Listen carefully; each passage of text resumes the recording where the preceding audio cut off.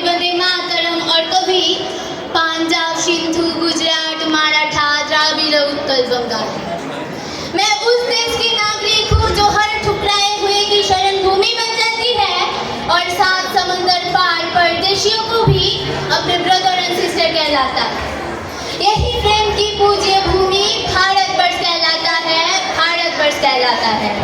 नमस्कार, আমি বিনোদিনী নাইয়া। মঞ্চে উপবিষ্ট আমাদের শ্রদ্ধেয় প্রধান শিক্ষক মহাশয়, শ্রদ্ধেয় সহকারী প্রধান শিক্ষক মহাশয়, সম্মানীয় সকল শিক্ষক শিক্ষিকাগণকে জানাই আমার সহস্র কোটি প্রণাম এবং আমার প্রিয় ভাই বোন, দাদা দিদি ও সহপাঠীগণকে জানাই আজ 15ই আগস্ট আমাদের জাতীয় জীবনের এক গৌরবময় ও ঐতিহাসিক দিন। 1947 সালে ঠিক এই দিনেই দীর্ঘ প্রায় 200 বছরের ব্রিটিশ শাসন অবসান ঘটিয়ে আজ ভারত স্বাধীনতার রঙে রাঙা নতুন আকাশ দেখে। এই দিনটি শুধুমাত্র একটি ইনস্টা বা হোয়াটসঅ্যাপ পোস্ট বা একটি জিলিপি মিষ্টি খাওয়ার দিন নয়, বরং ভারত মায়ের বুকে বহু বীর সন্তানের আত্মত্যাগ, সংগ্রাম ও প্রবল সাহসিকতার সম্মান জানানোর এক বিশেষ দিন। স্বাধীনতা আসলে কি তা তারাই অনুভব করতে পারে যারা কোনোদিনও পরাধীনতা দেখেছে।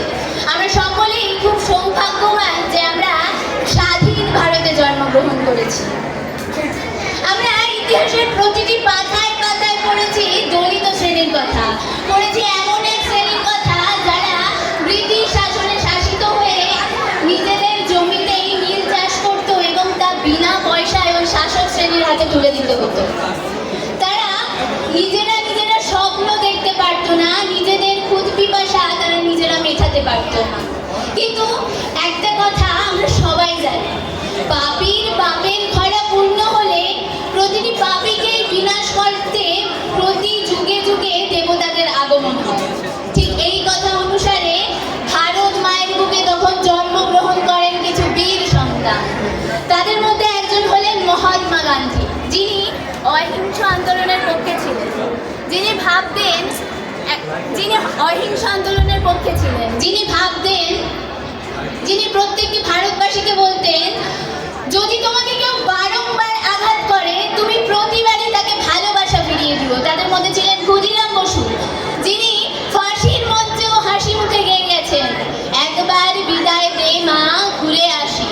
তাদের মধ্যে ছিলেন ভারত মায়ের বীর সন্তান সুভাষ চন্দ্র বসু, যিনি প্রতিটি পরাধীন ভারতবাসীকে বলেছেন, তোমরা আমাকে রক্ত দাও, আমি তোমাদের স্বাধীনতা দেব। তাদের মধ্যে ছিলেন রানী লক্ষ্মীবাইয়ের মতো দেবীরাও, যাদের সকলের মূল বক্তব্য ছিল একটাই, আমরা হারবো না, হারবো না, তোমার মাটির একটি কণাও ছাড়বো না, আমরা পাঁজর দিয়েও দুর্গ ঘাঁটি করতে জানি, তোমার ভয় নেই মা, আমরা প্রতিবাদ করতে জানি। স্বাধীনতার ইতিহাসে শুধুমাত্র অস্ত্রধারক বিপ্লবীদের ইতিহাস তা নয়, এটি সেই সব মহান মানুষদেরও ইতিহাস যারা একটি কলমকে নিজের শক্তি হিসাবে গণ্য করতেন, যারা মনে করতেন একটা কলম একটা মানুষকে এমনভাবে জাগিয়ে তুলতে পারে যা কোনো অস্ত্রের দ্বারাও সম্ভব নয়। এই কারণেই বলা হয় a pen can achieve what even the sharpest weapon cannot। একটা কলমকে নিজের শক্তি হিসাবে গণ্য করা বিপ্লবীদের মধ্যে একজন ছিলেন কাজী নজরুল ইসলাম, যিনি তার অগ্নিঝরা গান ও কবিতাবলীর মাধ্যমে প্রতিটি পরাধীন ভারতবাসীকে স্বাধীনতার পথে আরো দুপা এগিয়ে দেন। তার একটি বিখ্যাত কবিতা, দুর্গম গিরিগান্তারু মরু দুস্তর পারাবার, লঙ্ঘিতে হবে রাত্রি নিশিদি যাত্রীরা হুঁশিয়ার। এটি যে শুধুমাত্র একটি কবিতা তা নয়, বরং প্রত্যেকটি বিপ্লবী মানুষের কাছে এটি ছিল সাহসিকতার আহ্বান।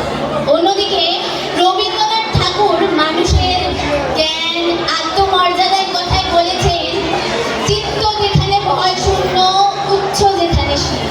এই কথার মধ্যে দিয়ে তিনি এমন একটি স্বাধীন দেশের স্বপ্ন দেখিয়েছেন যেখানে মানুষ ভয়হীনভাবে থাকে, জ্ঞান অর্জন করে এবং মাথা উঁচু করে বেঁচে রাখে।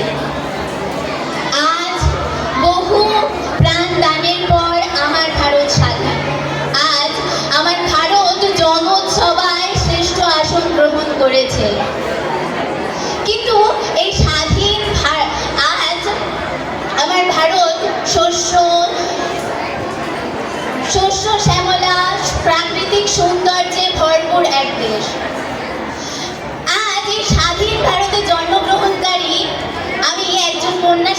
হিসাবে আমার ভারতবাসীদেরকে কিছু প্রশ্ন করতে চাই।